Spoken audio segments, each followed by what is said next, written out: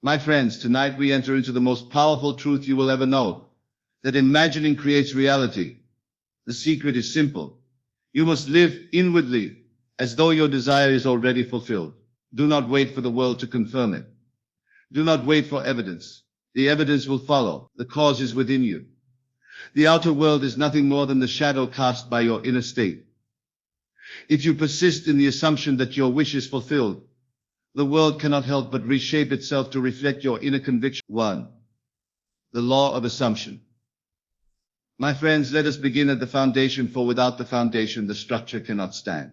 Tonight, I want you to consider with me this simple yet unshakable truth. Your world is nothing more and nothing less than the outpicturing of your assumption. Life, as you now know it, is but the harvest of beliefs you have dared to entertain, whether consciously or unconsciously. You may protest and say, but I never assumed this difficulty. I never assumed this pain. I never assumed this loss. And yet I tell you, whether knowingly or not, you have entertained within yourself feelings and ideas that allowed these experiences to take root. For assumption, my friends, is not merely a statement you speak aloud. Assumption is the state of consciousness you occupy, the silent acceptance of this is so, whether it pleases you or not. The great law is this: what you assume to be true, though denied by reason, though mocked by appearances, will harden into fact if you persist in it. Life does not respond to begging. It does not answer to tears or to effort or to complaint. It responds only to the inner conviction, the assumption that what you hold inwardly is reality. Think of it this way. Every man lives within a world of states. These states are infinite. Wealth is a state. Poverty is a state. Health is a state. Illness is a state. Love, loneliness, success, failure, all are states of consciousness, existing eternally, waiting to be occupied. The moment you assume the feeling of one state, you are lifted into it, and from that state your world reshapes itself. If today you walk the earth in the assumption of lack, then though opportunity comes, you will overlook it. Though love passes by, you will not recognize. Though doors stand open, you will turn away, for your assumption blinds you to everything that contradicts it. But change the assumption, dare to claim inwardly, I have abundance, and suddenly where before there was nothing, opportunities appear, love finds you, doors open without effort, the world rearranges itself to echo the state you now occupy. You may say, but how can I assume what is not yet visible? I answer, how did the seed assume it could become a tree when as yet it was only a seed? Within the seed lies the pattern of the oak. Within you lies the pattern of the life you desire. You are not asked to create it from nothing. You are asked only to assume it already exists within you, and by assumption call it forth. This is the law of assumption. To persist in the feeling that your wish is fulfilled until that feeling becomes natural, until it dominates your consciousness, until it hardens into fact. Consider the artist. Before his canvas holds a form, he must see it in imagination. He must assume the completed image is already his, and from that unseen vision he paints. The sculptor looks upon a block of stone. Others see a formless mass, but he assumes the figure already lives within. By persistence, by faith in that unseen form, he chips away until what was hidden stands revealed. So it is with you. The world you desire already exists, though unseen by the senses. To bring it forth, you must dare to assume it real. You must feel the end, live in the end, rest in the end, though the evidence of the senses deny it. Now I tell you, there is a difference between wishing and assuming. To wish is to long for a thing while admitting you do not have it. To assume is to claim it inwardly, to feel it as though it were already yours. Wishing keeps you outside the state. Assumption places you within it. The law does not answer wishes. The law answers assumptions. Suppose you desire freedom from debt. If you continue to say, I want to be free from debt, you remain in the consciousness of debt, declaring it over and over again. But if you dare to assume,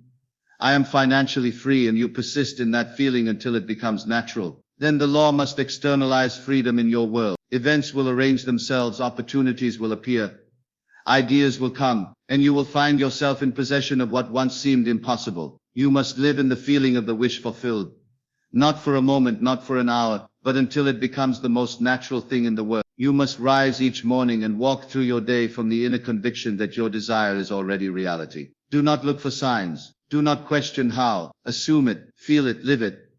The outer world, I remind you, is dead. It has no power of its own. It is animated only by your assumption. Change your assumption and the outer world must change accordingly. A man once came to me in despair. He said, I have tried everything but my business fails. I asked him, what are you assuming about yourself? He replied, that I am a failure. And I said, then your business but reflects that assumption. Change it. Assume success. Feel yourself already the man you desire to be. Walk the earth as though it were true. He obeyed. He persisted. Within months, circumstances reshaped themselves and his business prospered beyond expectation. This is not magic. This is law. The law is exact. The law is impersonal. It will not fail you, but you must not fail yourself by wavering in assumption. Let me emphasize again, it is not enough to say words. It is not enough to repeat affirmations like a parrot.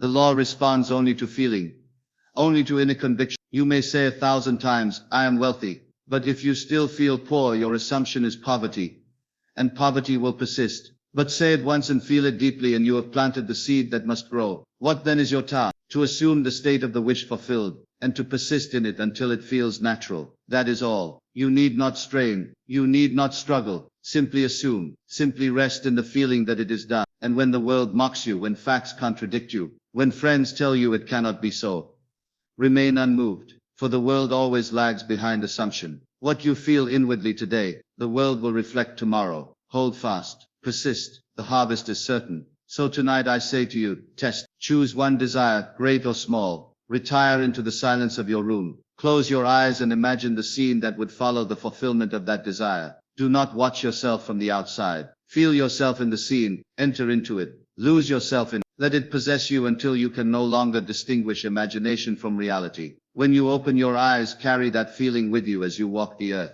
That assumption, if persisted in, will harden into fact. This is the law of assumption. This is the foundation of all manifestation. You cannot escape it. You are using it every moment of your life, whether wisely or unwisely. If you assume limitation, you will live limitation. If you assume freedom, you will live freedom. Choose this day what you will assume, for by that choice you determine the world you will experience. My friends, I leave you with this truth. Assume the feeling of the wish fulfilled. Persist in that assumption, and watch as the world bows to your inner conviction. For imagining creates reality, and assumption is the key. 2. Living in the end. My friends, let us now move into the practice itself, into the living art of creation. For it is not enough to know the law, you must apply it. The key to all transformation, the key to the fulfillment of your desire, is this simple act, living in the end. What does it mean to live in the end? It means to think, to feel, to walk the earth as though your wish were already realized. It means to inwardly occupy the state you desire until it becomes the most natural thing in the world. Living in the end is not waiting for the promise to appear. It is dwelling in the assurance that the promise is already yours. The majority of mankind lives in the middle. They see a goal before them, and they struggle, they labor, they scheme, always moving toward it, never resting in it. But I tell you, the secret is not to live toward the end, but to live from it. To live toward is to postpone. To live from is to create. Suppose you desire a new home. Living toward it is to say, one day perhaps if fortune smiles I shall have it. Living from it is to say within yourself, I already live there. I already dwell within its walls. I already sit in its chair, sleep in its bed, walk its halls. Though the senses deny it, though reason mocks it, if you persist in the assumption that you are already there, the world cannot help but mirror it. Living in the end is the boldest act of faith, for it is faith to call the unseen seen, to claim as real what the senses deny. It is to look beyond appearances and rest in conviction.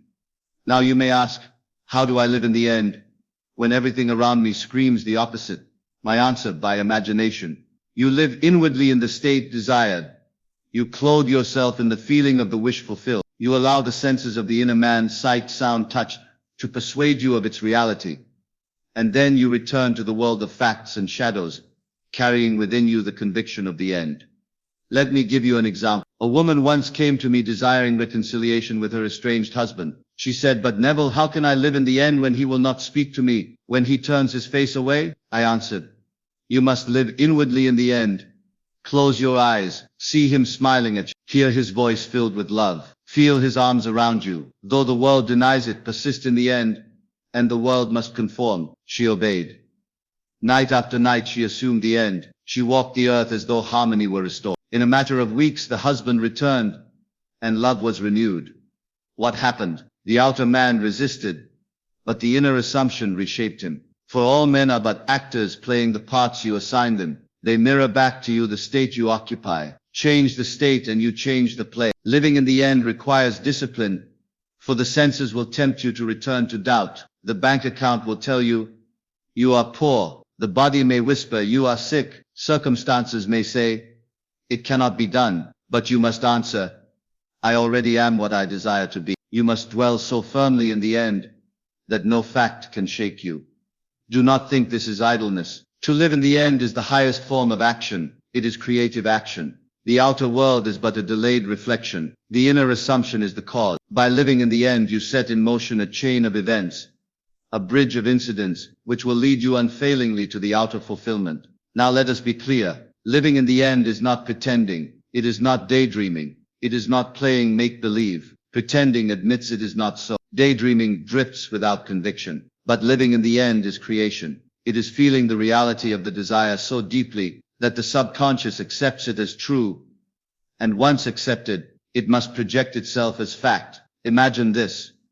A man desires success in his profession. To live toward it is to struggle, to hope, to chase opportunities. To live from it is to rise each morning with the quiet confidence. I am already successful. I am already respected. I am already what I long to be. He walks the earth with that inward assurance, and soon the world recognizes him as he has recognized himself.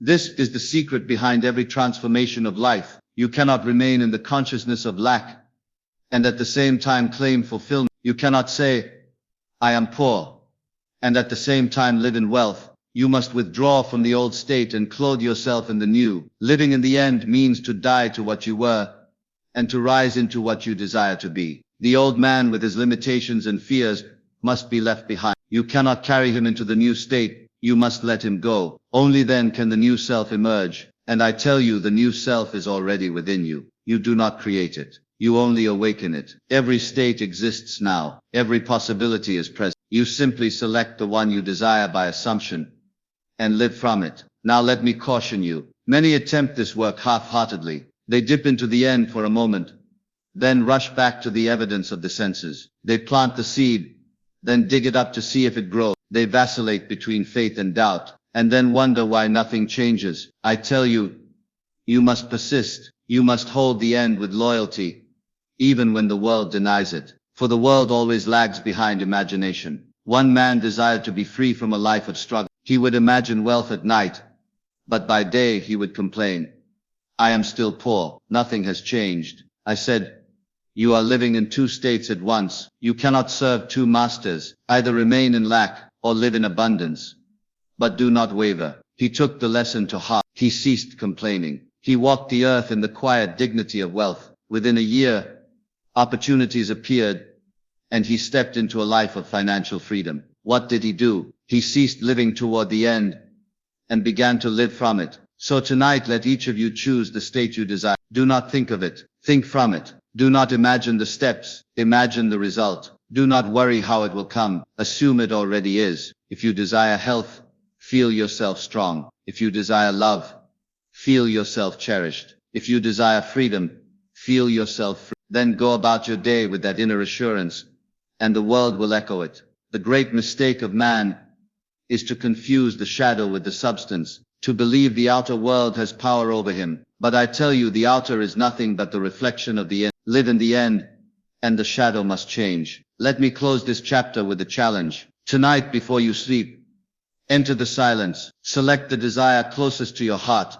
Create within yourself the scene that would follow its fulfillment. See what you would see, hear what you would hear, feel what you would feel if your wish were now accomplished. Fall asleep in that assumption, and refuse to abandon it in the waking hours. Persist until the assumption feels natural. When it does, the outer world will bow to it. This is living in the end. This is the secret of creation. Dare to live in the end, and you will prove in your own experience that imagining truly creates reality. 3. Imagination creates reality. My friends, tonight we turn to the very core of this teaching. The living heartbeat of the law. Imagination creates reality. If you grasp this truth, If you dare to apply it faithfully, nothing will be impossible to you. For within you dwells the creative power of God Himself, and that power is your own wonderful human imagination. Let me be clear. Imagination is not idle fancy. It is not some fleeting play of the mind. It is the creative force of the universe, shaping worlds, directing events, and molding the circumstances of your life. The great secret is that the world you behold with your outer eyes is but the outpicturing of what you have entertained in imagination. Change your imagination and you change your world. Consider this. Every invention that now enriches your life, the airplane, the radio, the electric light, existed first in the imagination of one who dared to dream. Before man flew through the air, he saw himself flying. Before voices traveled across continents, someone imagined sound moving through invisible waves. Before buildings touched the sky, an architect first beheld them inwardly. The outer follows the inner. The seen follows the unseen. Now, if this be true of great inventions, is it not also true of your own life? The career you long for, the love you desire, the freedom you seek. Must they not also begin in imagination? And if they begin there, will they not by law find expression here? I tell you, imagination is the only reality. The outer world, though seemingly solid, is but shadow. It is sustained only by the inner act of imagining. Withdraw your attention from one state, and it fades. Clothe yourself in another state, and it grows solid. All things exist now in imagination. Awaiting your selection, let me share a story. A man once came to me saying, I long to travel, but I am bound by lack. How can I imagine when the means are not present? I told him, you are asking the wrong question. Do not imagine the means. Imagine the end. Close your eyes and feel yourself already where you long to be. Smell the air of that land. Hear its sounds. Walk its streets in imagination. Enter into the experience fully, and then go about your day in the quiet confidence that imagination creates reality. He obeyed. Within a short time, through a sequence of events he could never have planned, the means appeared, and he traveled where he had long desired. What happened? He imagined the end. He persisted in it. The law brought the means. This is the secret. You need not concern yourself with how. You need only imagine the end, dwell in it, feel it real, and allow the law to arrange the details. The bridge of incidents will unfold, and you will be led across it without effort.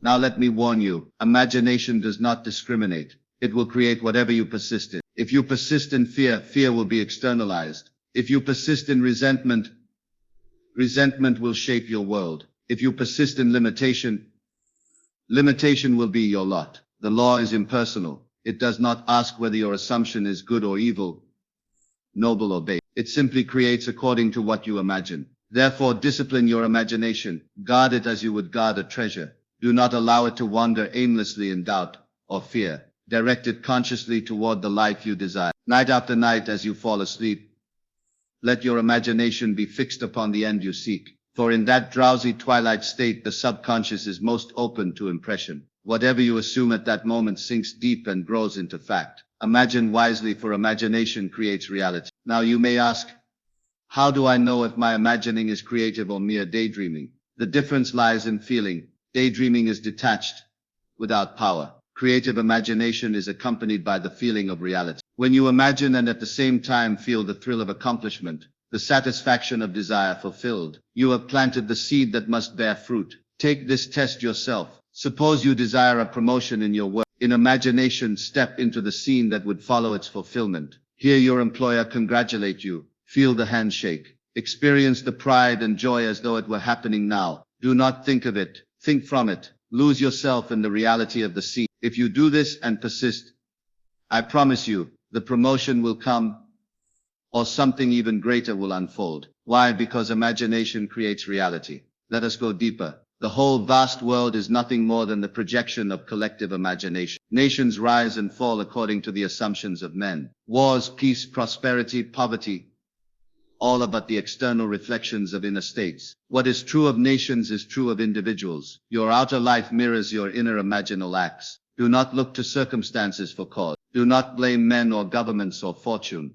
The cause is within you. The world is yourself pushed out. If you would change your world, you must begin by changing your imagination. There is no other way. Effort may struggle, force may resist, but imagination alone creates. Now I want you to truly grasp this. You are already imagining every moment of your life. You cannot stop it. The only question is whether you imagine wisely or unwisely. The thoughts you entertain, the scenes you dwell upon, the feelings you permit, all are imaginal acts, planting seeds in the subconscious. So ask yourself daily, what am I imagining? What seeds am I planting? For as surely as night follows day, they will bear fruit. Let me give you another story. A woman desired healing from a long illness. She had tried doctors, remedies, prayers, but nothing seemed to avail. I told her, withdraw your attention from the body of limitation. In imagination, clothe yourself in a body of health. See yourself running, walking, laughing. Feel the joy of freedom. She persisted. Night after night, she imagined the freedom of health. By day, she carried within her the feeling of vitality. In time, her body conformed to her imaginal act, and health was restored. Did the medicine heal her? No. Did effort heal her?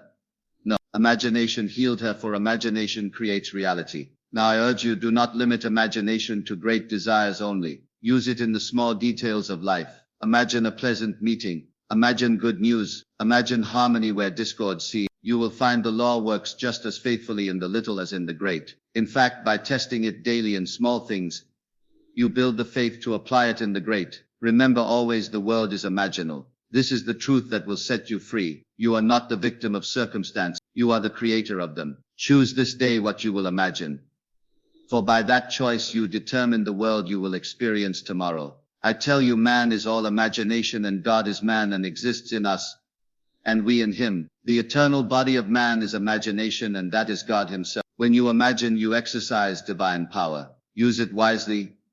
Use it lovingly, use it persistently, and nothing will be withheld from you. So tonight I say to you, dare to imagine boldly. Dare to assume the highest for yourself and for others. Clothe yourself inwardly in the feeling of your wish fulfilled, and persist until the outer world echoes it. For imagination creates reality, and what you imagine with feeling must be made manifest.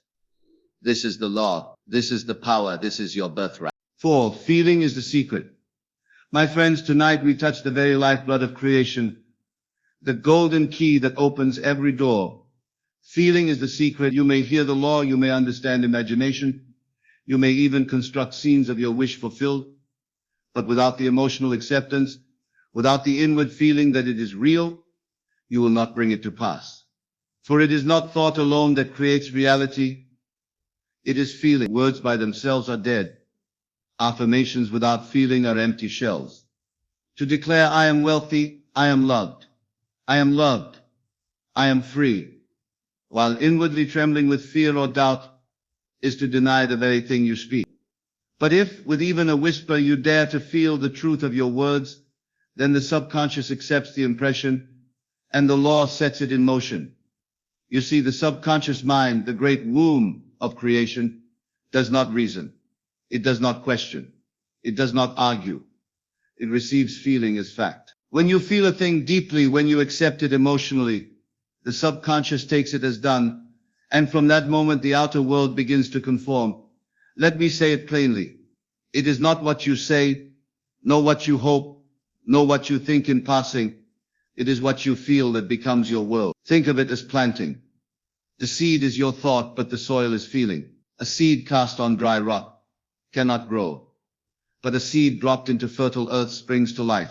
So it is with imagination. You may conceive 1,000 thoughts, but unless clothed in feeling, they remain barren. Yet one single imaginal act, felt deeply, will outweigh 100 hollow affirmations. Now let us be practical. Suppose you desire success. To repeat, I am successful, without conviction is but a shadow. But to enter in imagination into the scene that implies success, to feel the thrill of accomplishment, to taste the joy of recognition, to rest in the satisfaction of achievement, that feeling, impressed upon the subconscious, will draw to you every condition necessary to externalize success. The secret is to move beyond words into sensation. Ask yourself, if this were true, how would I feel? Then feel it. Allow the emotion to saturate you. Carry it with you as you go about your day. Fall asleep in it at night. For feeling, not intellect, is the bridge between the invisible and the visible. Let me share a story. A young woman once came to me, longing for companionship. She had repeated affirmations, written lists, prayed, but nothing changed. I asked her, "What do you feel when you speak of love?" She answered, "I feel loneliness. I feel longing." And I told her, "Then you are impressing loneliness, not love. Withdraw from longing. Enter into fulfillment. Feel what it would be like to be cherished, to be wanted, to be adored. Carry that feeling as your state." She obeyed. Within weeks, love entered her life, and she was transformed. Why? Because she moved from wishing to feeling. She ceased longing and began to embody fulfillment. Feeling is the language of the subconscious. Speak to it with feeling, and it answers. Now some of you may say, "But I cannot conjure the feeling. My senses deny it. My reason protests." To that I say, practice. Feeling can be trained. Begin with small things. Imagine a pleasant conversation. Feel the satisfaction of hearing the words you wish spoken. Imagine receiving a letter. Feel the joy of holding it in your hand. Persist, and soon the ability to feel will grow. When you fall asleep at night, let your last act be to feel the wish fulfilled. For in that drowsy state, when the conscious mind relaxes, the subconscious is most open to impression. If you drift to sleep feeling failure, you carry that seed into the subconscious, and it grows. But if you drift to sleep feeling the thrill of success, that too is planted, and it must externalize. You are always impressing the subconscious. Every fear, every resentment, every worry is an act of feeling, and each will bear fruit. The world you inhabit today is the harvest of yesterday's feelings. If you wish to change the world, change the seed you are planting. Sow feelings of fulfillment, joy, abundance, and they will grow into your tomorrow. Let me illustrate further. Man once told me, "I affirm health daily, yet I remain sick." I asked him, "What do you feel as you affirm?" He confessed, "I feel desperate, I feel fear." And I said, "Then you affirm sickness, not health." Withdraw from fear. Imagine yourself whole. Feel the vitality in your limbs, the ease in your body. Let that feeling saturate you. Fall asleep in it. Walk the earth in it. Persist. He did, and health was restored. The law cannot fail. Feeling is always answered. If you feel lack, you call forth lack. If you feel abundance, you call forth abundance. The choice is yours. Do not wait for evidence. Do not say, "I will feel it when I see it." That is the way of the world. The law demands, feel it first, and you shall see it. Cause precedes effect. The unseen precedes the seen. Feeling is the cause. The outer is the effect. Now some will say, "But Neville, what if I feel it once and nothing happens?" I answer, do you plant a seed today and demand a tree tomorrow? Persist. Persist until the feeling takes root. Once accepted by the subconscious, the result is inevitable. The timing may differ, the manner may surprise you, but the harvest must come. Let me remind you, this law is impartial. It will not fail you, but it will not bend to your doubt. If you waver between feeling fulfilled and feeling unfulfilled, you plant conflicting seeds. One cancels the other. But if you remain loyal to the end, holding the feeling as your natural state, then nothing in heaven or earth can prevent its manifestation. Do you see then why I say feeling is the secret? You may master words, you may memorize truths, but until you feel the reality of the wish fulfilled, nothing changes. And once you feel it, everything changes. So tonight I urge you, test this truth. Select one desire. Enter into the scene that would follow its fulfillment. Feel it real. Linger in the sensation. Let it possess you. Then drop it into sleep. Do this faithfully, and watch as the outer world reshapes itself. Remember always, the subconscious responds to feeling. It has no choice. It is bound by law. Whatever you feel deeply and persistently will harden into fact. So I leave you with this charge. Guard your feelings as you would guard treasure. Do not indulge in fear, resentment or doubt, for each is a seed that must grow. Instead, clothe yourself in the feeling of your wish fulfilled. Walk the earth in joy, in peace, in confidence, for these feelings will shape your world. Yes, imagination creates reality, but only through feeling. Imagination without feeling is like a bow without an arrow, a seed without soil. Feeling gives it life. Feeling gives it power. Feeling is the secret. 5. Persist until it becomes natural. My friends, we now arrive at the great test of faith, the one discipline without which all else fails. Persistence. For it is not the fleeting thought, not the passing wish, not the momentary desire that creates your world. It is the sustained assumption, the feeling carried faithfully until it becomes natural. You see, the subconscious accepts as true only that which you dwell upon. Persistence. A momentary vision may impress you, but unless it is followed by persistence, it fades. Just as a seed requires time to root, to grow, and to bear fruit, so too must your assumption be held until it settles into the soil of the subconscious. Many begin well. They hear the law, they test it once, they see a glimpse of its truth. But then, when the senses contradict, they waver. When evidence delays, they abandon their assumption. They dig up the seed to see if it grows and then wonder why the harvest never comes. I tell you, the law is faithful, but you must be faithful to it. Persist until it becomes natural. What does it mean for an assumption to become natural? It means that you no longer strain to hold it. You no longer battle with appearances. You no longer remind yourself of it constantly. It simply feels like the truth. It becomes your dwelling place. Just as you do not wake each morning doubting your own name, so too will the assumption once persisted in become part of you. Now the senses will protest, the world will mock, appearances will deny, but you must remain unmoved. You must hold the end with such loyalty that no contrary fact can shake you. This is the test. This is the discipline. Suppose you desire health. At first your body may whisper of pain. The doctor may present his facts. Friends may pity you. But if you persist in the assumption, I am healthy, I am whole, if you carry that feeling until it becomes natural, then inevitably the body will conform, for the outer must reflect the inner. And the inner is determined not by a passing thought, but by persistent assumption. Do not think persistence means strain. It does not mean forcing yourself. It means gently, faithfully returning to the end whenever you are tempted by appearances. It means refusing to dwell on contradiction. It means choosing again and again to inhabit the state you desire, until the state possesses you. Let me give you an example. A man once came to me desiring freedom from poverty. He said, Neville, I imagine wealth, but the bills come, the debt remains, and I cannot hold it. I answered, do not fight the bills.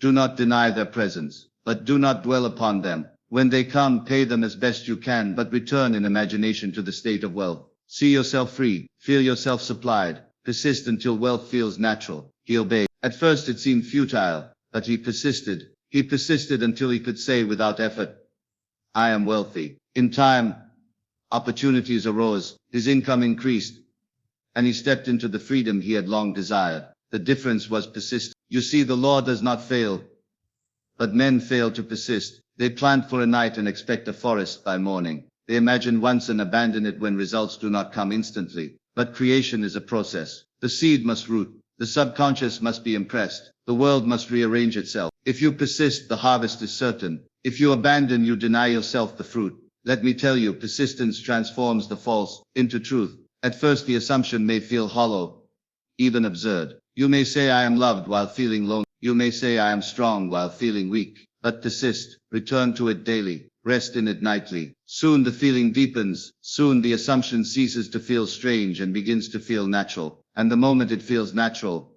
manifestation is near. Think of a child learning to walk. At first he stumbles, he falls, he falters, but he persists, step by step.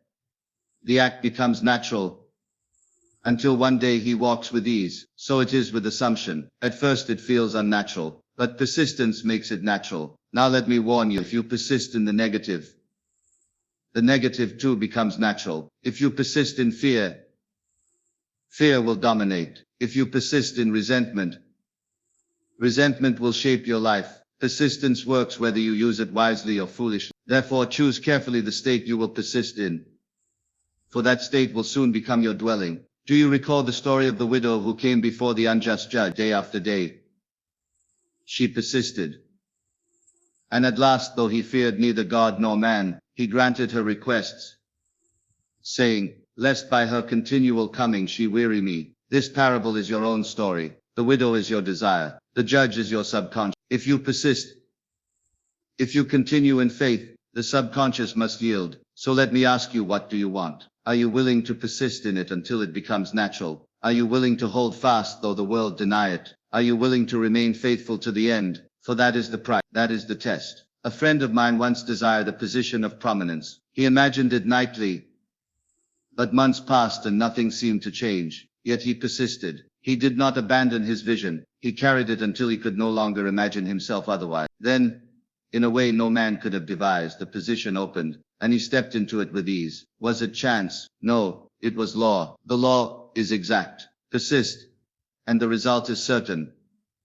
Now let us practice. Choose the desire closest to your heart. Imagine the scene that implies its fulfillment. Feel it real, then persist. When doubts come, return to the end. When appearances contradict, return to the end. When time delays, return to the end. Do not waver. Do not compromise. Persist until the assumption feels natural, until it no longer requires effort, until it becomes your very state of being. When you reach that point, the outer world cannot resist. It must reflect the inner state. It must mirror the assumption. It must conform to the natural feeling you now carry. This is the law of persistence. This is the key to manifestation. For imagination creates reality, but only persistent imagination bears fruit. So tonight I urge you, persist. Persist until the assumption becomes natural. Persist until you can say without effort, it is done. Persist until the world bows to your inner conviction. For the promise is sure. If you remain faithful to the end, you shall reap. If you faint not. All such the subconscious serves you. My friends, we come now to the great servant of your destiny, the silent power that shapes your world, the subconscious mind. This infinite depth within you does not reason, does not question, does not judge. It accepts as true whatever impression you persistently impress upon it. And having accepted, it sets in motion every circumstance, every event, every meeting, every condition necessary to bring your assumption into form. The subconscious is impartial. It is not concerned with whether your assumption is good or evil, noble or base, worthy or unworthy. It only knows how to create. It only knows how to faithfully outpicture what you impress upon it. If you plant the seed of fear, it grows fear. If you plant the seed of faith, it grows faith. If you plant poverty, poverty comes. If you plant wealth, wealth comes. Do not blame the subconscious for your harvest. It merely brings forth the seed you plant. If the harvest is bitter, the seed was bitter. If the harvest is sweet, the seed was sweet. The subconscious is always faithful. It always serves. It always fulfills. Now, how do you plant in the subconscious? You plant by assumption, by feeling, by repeated dwelling in the state of the wish fulfilled. The conscious mind is the gatekeeper. It chooses what seed shall be dropped into the soil. The subconscious is the soil itself, and it never fails to yield what is planted there. Think of the soil in your garden. It does not argue with you. If you drop an acorn, it grows an oak. If you drop a thorn, it grows a thorn. The soil does not say, I prefer the rose to the weed. It accepts both and multiplies both. Such is your subconscious. This is why discipline is required. For many unconsciously plant weeds, then wonder why their life is filled with thorns. They dwell on fear, and life gives them more to fear. They dwell on lack, and life gives them more lack. They dwell on sickness, and sickness lingers. Yet it is not life that mocks them. It is their own subconscious faithfully serving the seed they provided. If you will but plant wisely, the subconscious will astonish you with its power. Plant health, and health will spring forth. Plant love, and love will embrace you. Plant success, and success will pursue you. For the subconscious never tires, never questions, never ceases to serve. Now let me be clear. The subconscious does not work by effort. It works by impression. You cannot command it by force, but you can instruct it by feeling. When you assume the wish fulfilled and feel it real, you impress the subconscious. When you repeat this assumption, night after night, it becomes the natural state, and the subconscious takes it as fact. Once accepted as fact, the subconscious orchestrates the outer world to reflect it. This is why I tell you, live as though it were already fulfilled, for the subconscious knows only the present. If you say, I shall be, you forever postpone the fulfillment. If you say, I am, you impress it now. You must speak and feel as though the desire were already true, for the subconscious accepts the present only. Let me give you an example. A woman desired reconciliation with her estranged husband. She prayed, she pleaded, but nothing changed. I told her, do not pray for reconciliation, assume reconciliation. Live as though you are already united. When you retire at night, feel his presence beside you. Hear his voice, assume it is done. She obeyed. In a short time, without her effort, without her reaching out, the husband returned. Reconciliation was complete, and harmony was restored. Who did it? Not the conscious will, Not our outer effort, but the subconscious faithfully serving the assumption. The subconscious is the power that governs all involuntary functions. Your heart beats, your lungs breathe, your wounds heal, your digestion continues, all without your conscious effort. So too does it govern the involuntary circumstances of your world. Just as it heals the body, so it arranges the environment. Just as it grows the hair and knits the bone, so it grows the opportunities and knits together the events of your life. If you but assume it is done, the subconscious will find the means. If you but impress it with the end, the subconscious will provide the bridge. You need not know how, you need only assume. The subconscious finds the how. Do not underestimate its wisdom. The conscious mind may say, it is impossible, but the subconscious knows all. It has access to every connection, every person, every circumstance. It can move in ways beyond your calculation. It can open doors you never knew existed. It can dissolve obstacles in ways you never imagined, for it is infinite in resource, limitless in power, and tireless in operation. Now some say, but I try, and nothing happens. The reason is simple. They do not persist long enough to impress the subconscious, or they continue to plant contradictory seeds. They say in imagination, I am rich, but in feeling, they dwell upon lack. They say, I am loved, but in heart they rehearse rejection. They contradict their assumption with fear, and the subconscious is confused by divided seed. But if you will be single-minded, if you will hold one end with loyalty, the subconscious will not fail you. You may test it this very night. Choose the desire dearest to your heart.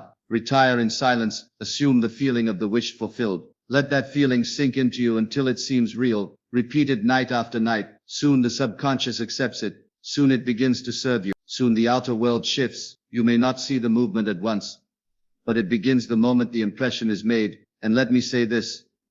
The subconscious does not forget. Once impressed, it carries the seed faithfully until it bears fruit. Even if you doubt in waking hours, if the impression is deep, the subconscious will bring it forth. This is why the moments before sleep are sacred. In that drowsy state, when the conscious mind is quiet, the subconscious is most open. Plant wisely in that moment, and the seed will surely grow. So tonight, as you drift to sleep, do not plant fear, do not rehearse worry, do not replay failure. Plant the wish fulfilled. Feel it done. Let the subconscious serve you while you rest, for it does not sleep. It labors while you slumber, weaving the threads of your world. Remember always, the subconscious is your servant. It is not against you. It is not your enemy. It is not punishing you. It is only serving what you impress upon it. Train it with wisdom, and it will serve you with joy. Neglect it, and it will serve your neglect, but serve you it must. The choice is yours. Will you plant weeds or roses? Will you dwell in fear or faith?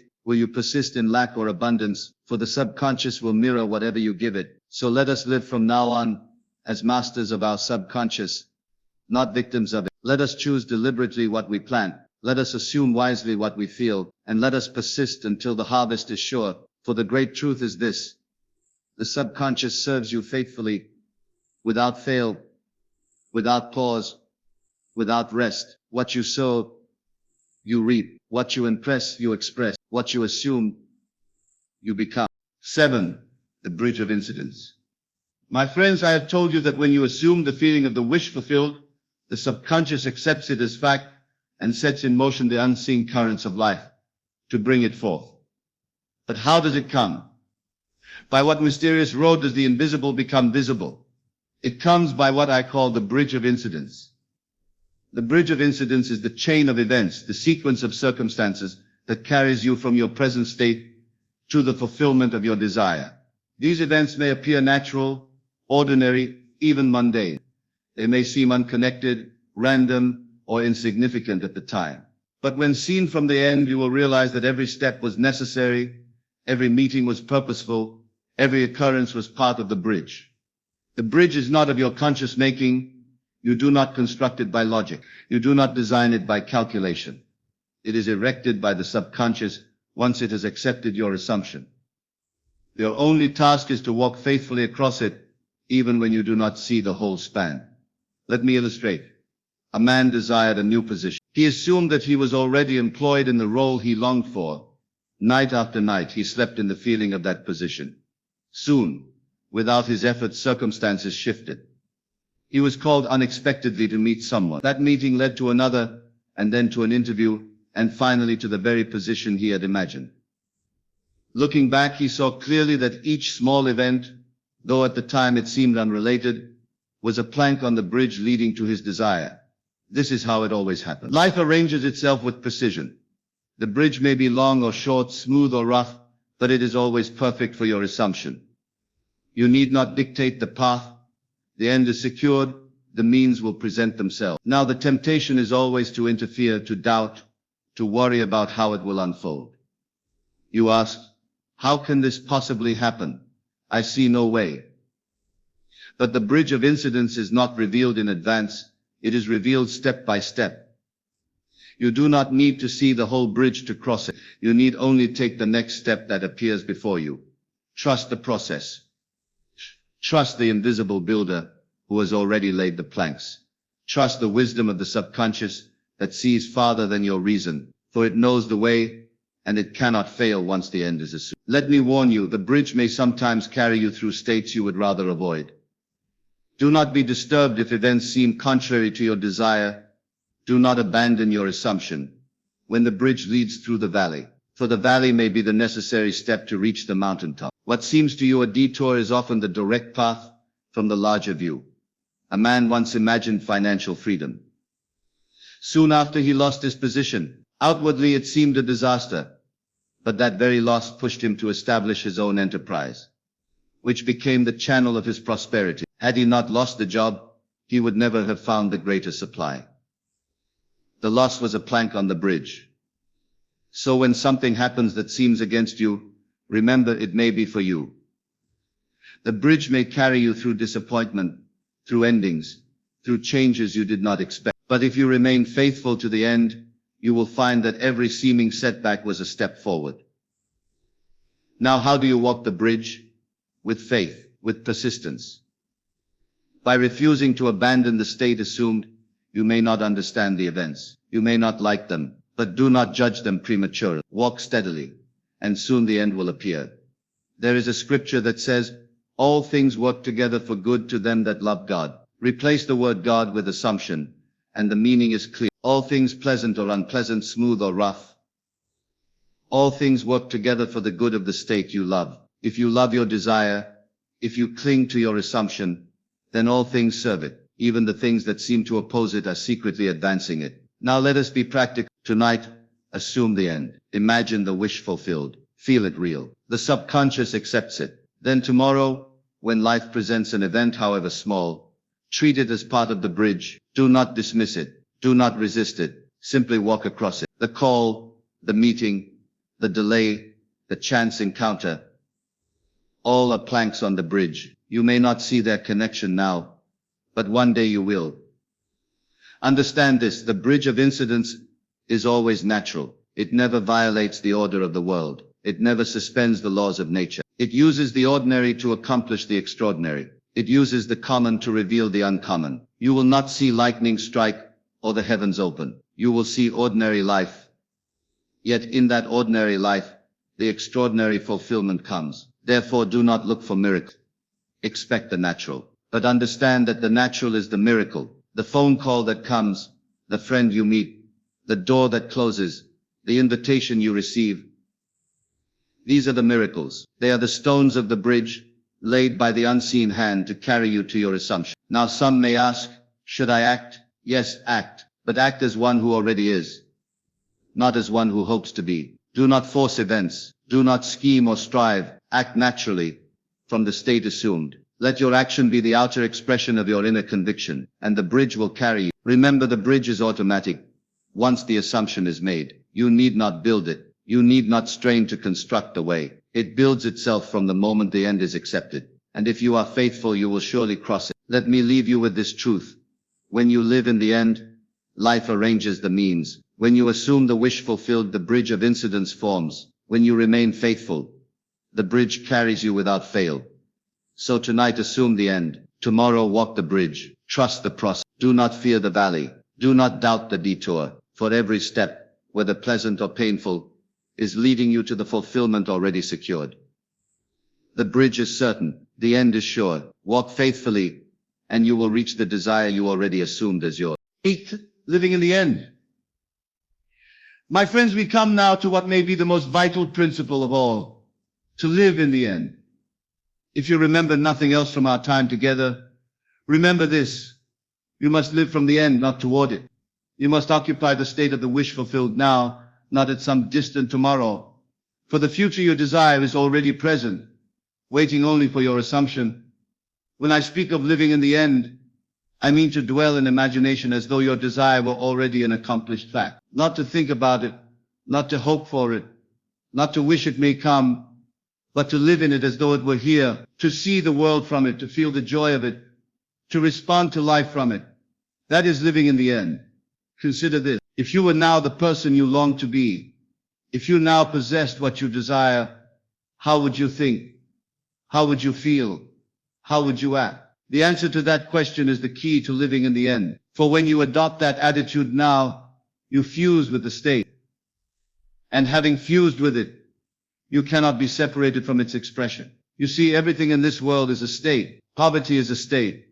Wealth is a state. Health is a state. Sickness is a state. Every condition of life is a state of consciousness. And you, being infinite consciousness, can occupy any state you choose. The way to occupy it is simple. Assume the end. Live in the end.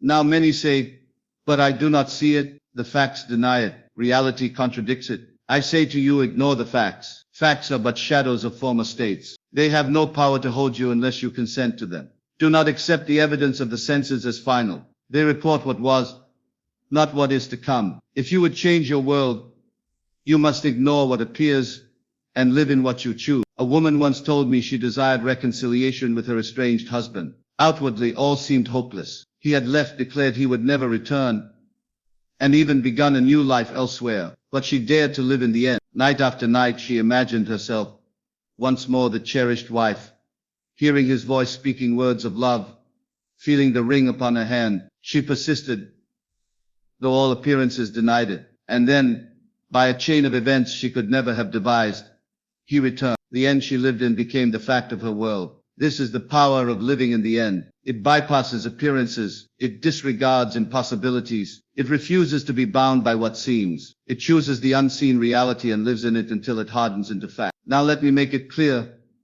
Living in the end is not daydreaming. Daydreaming is idle. It is to wish without conviction. Living in the end is to assume with feeling. It is to persuade yourself that what you desire is already true. It is to move in imagination as though it was. For example, if you desire a new home, do not dream of someday buying it. Instead, enter it in imagination. Walk through its rooms, feel the floor beneath your feet, touch the walls, lie upon the bed, hear the voices of your family within it, breathe the atmosphere of it, until it feels natural, until it feels like home. That is living in the end. And what you accept in imagination, your subconscious accepts as fact. Then the bridge of incidents begins to form, and life reshapes itself to mirror your assumption. But the foundation of all is this, to live in the end. Now some of you may say, but how long must I persist? How long must I live in the end before it appears? My answer is, until it feels natural. The moment the assumption feels natural, the moment it feels like something you are rather than something you hope for, that moment it is done. From then on, events will arrange themselves. But until that moment, persist. Do not be discouraged if the old state returns to your mind. Do not be alarmed if doubt arises. Simply return to the end. Again and again, assume the wish fulfilled. Each time you do, you impress it deeper. Each time you do, the subconscious grows more convinced, until one day it accepts it completely. And then the end appears. Now let me remind you. The end is not just an image. It is a state of being. If you desire health, do not merely see yourself healthy. Feel the aliveness, the vitality, the strength of health. If you desire wealth, do not merely imagine the numbers in your account. Feel the freedom, the confidence, the ease that wealth gives. If you desire love, do not merely picture a partner. Feel the joy, the warmth, the security of being loved. For it is the feeling of the end that creates the fact of the end. This is why I always say, assume the feeling of the wish fulfilled. For the feeling is the secret. It is the bridge to the subconscious. It is the evidence accepted within, which must then be expressed without. Now hear me well. To live in the end is not to deny the present. It is to transcend it. It is not to close your eyes to facts, but to recognize that facts are fluid. They are not final. They yield to imagination, and imagination sustained becomes fact. You may look at your bank account and see lack, but in imagination you see abundance. You may look at your body and see weakness, but in imagination you feel health. You may look at your life and see loneliness, but in imagination you feel love. And if you persist, the inner will clothe itself in the outer. The invisible will become visible. The wish fulfilled will become the fact, experienced. Do not wait for tomorrow. Begin now. Live now in the end. Walk now in the state desired. Feel now the joy of fulfillment. For as you do, you plant the seed that must bear fruit. Remember, you are not called to make it happen. You are called to live in the end. The how is not your concern. The bridge of incidents will appear. Life will rearrange itself. The doors will open.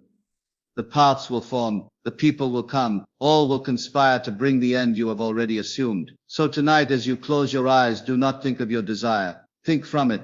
Do not imagine yourself reaching for it. Imagine yourself already there. Do not see it as something distant. See it as now. Feel it as now. Live it as now. In tomorrow, when you rise, walk in that state. Respond to life as one who already is. Let your thoughts, your words, your actions flow from the end assumed, and soon the world will echo it back to you. Living in the end is not only the way to fulfillment, it is the only way, for the world cannot resist the conviction of one who already is. The world must mirror the state you occupy. So I say to you, dare to live in the end, dare to assume it real, dare to ignore appearance, dare to believe in the unseen, and if you remain faithful, the unseen will become seen, the imagined will become experienced, and the wish fulfilled will become the life you live. 9. The discipline of faith.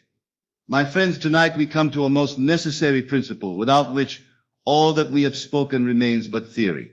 That principle is faith, the discipline of faith. I tell you, imagination creates reality. I tell you, you must live in the end, assume the wish fulfilled, feel its reality until it becomes natural. Yet some will say, I have tried, but nothing has happened. And to them I answer, what was lacking was not imagination, for all possess it, but the discipline of faith. Faith is not hope. Faith is not mere belief. Faith is loyalty to the unseen reality. Faith is persistence in assumption.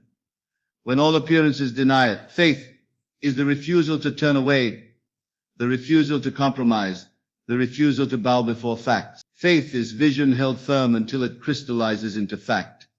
Now, do not think of faith as something vague, something belonging only to religion or philosophy. Faith is practical. Faith is the very substance of things hoped for, the evidence of things not seen. Faith is the inner certainty that what is imagined is real, though as yet invisible.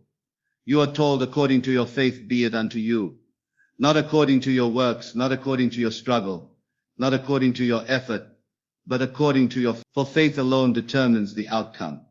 Let me give you an example. A man desired success in his business. Outwardly, his circumstances gave no promise. He was in debt, his prospects were poor, and all who knew him said his venture would fail. Yet he dared to assume success. Night after night he imagined the satisfaction of accomplishment. Day after day, he walked in the feeling of prosperity. Though every fact mocked him, he remained faithful. And then, without warning, his fortunes turned. A contract appeared.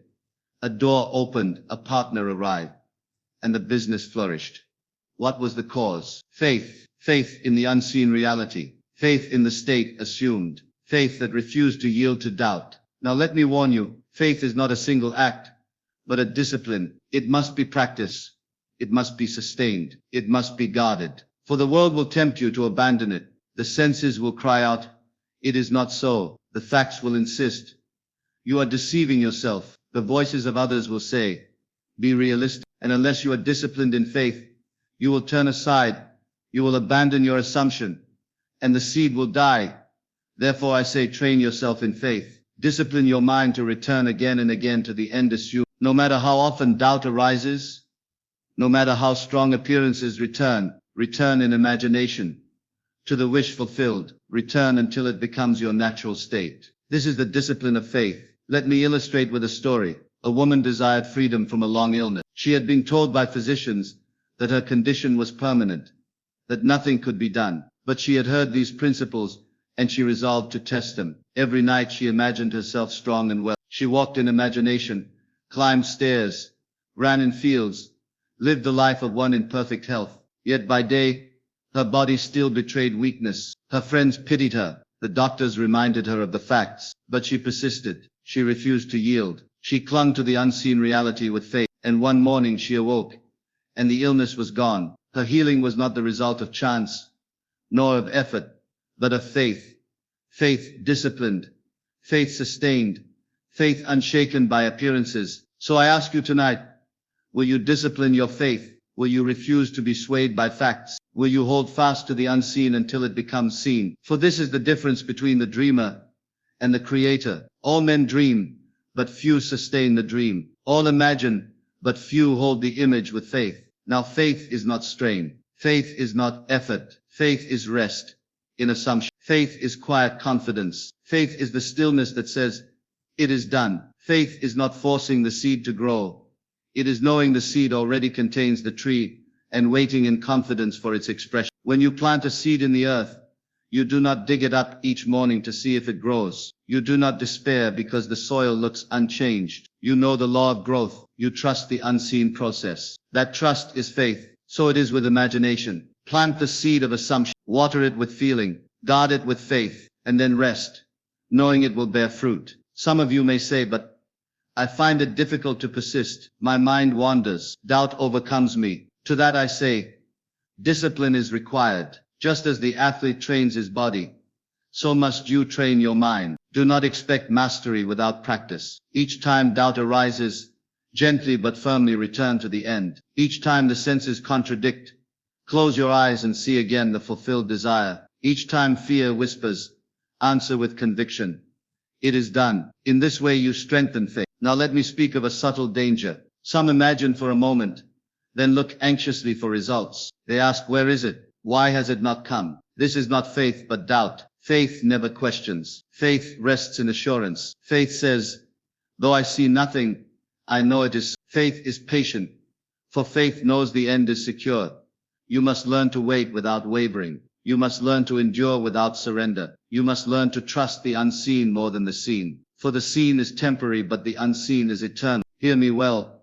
The world is always reflecting your inner state. If the outer shows delay, it is only the residue of former states. Do not return to them. Hold fast to the new state. Hold fast in faith, and soon the reflection will change. I recall a man who desired freedom from debt. He was hounded by creditors, threatened by law, overwhelmed by fear. Yet he dared to assume abundance. He saw himself free, prosperous, secure. Though the bills piled high, he refused to surrender. He walked by faith, not by sight. And then, as though by miracle, funds arrived, debts were settled, and freedom was his. But it was not miracle.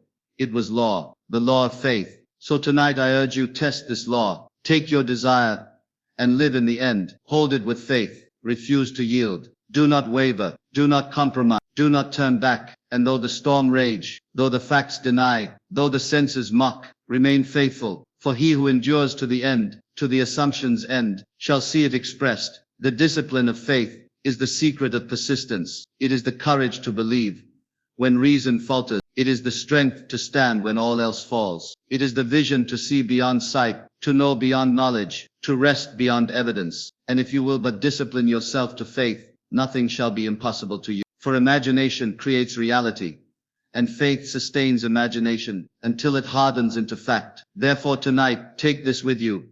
Imagine boldly, assume the end, and above all remain faithful. Hold fast with discipline. Let nothing shake you. Let nothing turn you aside, and soon you will know the joy of fulfillment, the certainty of law, the glory of faith rewarded. For truly I tell you, according to your faith, be it unto you. 10. Fulfillment and freedom. My friends, tonight we come to the conclusion of this series. We have traveled together through imagination, assumption, feeling, persistence, faith, and discipline. And now we arrive at the great harvest, fulfillment and freedom. For all that we have spoken is but preparation for this moment, when the desire once imagined, once assumed, once felt as real is made manifest in your world. When the invisible has clothed itself in fact. When the dream has hardened into reality. That is fulfillment, and in that fulfillment lies freedom. Now let me remind you, Fulfillment is not something the world gives you. Fulfillment is not bestowed by others. Fulfillment is not the result of luck or chance. Fulfillment is the outpicturing of your own inner state. What you dare to assume you bring forth, what you persist in imagining. You externalize. Fulfillment is nothing more and nothing less than the law at work. And freedom. True freedom is discovered when you know this law. For before you knew it, you were a slave. You were a slave to appearances, a slave to circumstance, a slave to opinion, a slave to fear. You were at the mercy of facts, swayed by events, ruled by conditions. You said, I am poor because the economy is poor. I am sick because the body is weak. I am lonely because no one loves me. You lived bound by causes outside yourself. That was bondage. But now you know the truth. Imagination creates reality. You know the cause is not outside but within. You know the power is not in circumstance but in assumption. You know that no one and nothing determines your fate, but the state you occupy. And in that knowing you are free. For freedom is not merely the ability to do what you wish in the outer world. Freedom is mastery of the inner world. Freedom is the knowledge that you can at any moment assume a new state, and that state sustained will externalize. Freedom is release from fear, for you know the cause. Freedom is release from despair, for you know the cure. Freedom is release from dependence, for you know the source. When you live by imagination, you are free. Free to create, free to rise, free to transform. And the measure of your freedom is the measure of your willingness to assume responsibility for your world. Yes, responsibility, for many recoil from it. They prefer to blame others. They prefer to see causes outside themselves. They prefer to say, it is not my fault. But I tell you, until you accept full responsibility, you cannot be free. For to say another caused your misfortune is to confess you are bound. But to say I am the cause is to proclaim freedom, for if you caused it, you can change it. So tonight let us consider what fulfillment truly means. Fulfillment is not only the receiving of the thing desired, but the realization of your own creative power. For once a desire is fulfilled, you will know with certainty it was imagination that brought it forth. You will stand in awe of the law, and in that awe, you will awaken to your true identity. For who are you? You are not the victim of fate. You are not the creature of circumstance. You are not a pawn moved by unseen forces. You are the operant power of imagination. You are the dreamer in whom all worlds reside. You are the cause of all you experience. And when you realize this, you discover yourself to be free. Fulfillment then is twofold: the external manifestation of desire and the internal realization of power. One shows you the law works. The other reveals you as its source.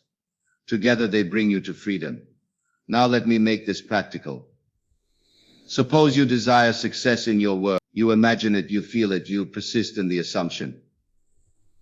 In time, the opportunity appears, the promotion comes, the door opens, and success is yours. That is fulfillment. But more than the job, more than the money, more than the recognition, you now know that imagination created it. You know that no employer, no circumstance, no market, no person gave it to you. You gave it to yourself by assumption. That realization is freedom. Or suppose you desire health. You imagine wellness. You feel vitality. You persist despite appearances. In time, the body conforms. Strength returns and healing comes. That is fulfillment. But beyond the body, you know the law. You know that health is not the gift of medicine, but the result of imagination. That realization is freedom. And so with every desire. The external is fulfillment, the inner awakening is freedom. Now I say to you, live not for the desire alone, but for the freedom. For when you know you are free, desires lose their tyranny. You enjoy them, but you are not enslaved by them. You welcome them, but you are not anxious for them. You assume them, but you do not cling to them. You live in the joy of knowing all things are possible, and therefore you are at rest. This is the great secret. Fulfillment is joy, but freedom is peace, and peace surpasses all.